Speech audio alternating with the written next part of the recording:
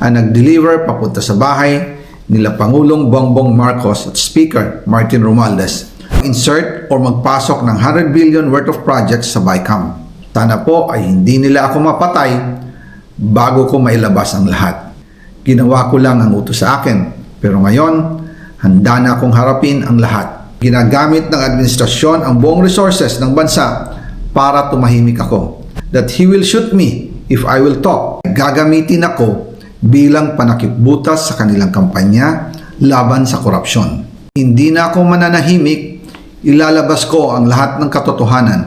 May resibo, may ebidensya, at may pangalan. Para sa bawat Pilipino, alam ko na buo ang galit ninyo sa akin ngayon. Nauunawaan ko rin kung bakit. Lalo na at malaki ang halagang nakataya. Pero bago kayo humusga, hayaan ninyong ipaliwanag ko ang buong katotohanan.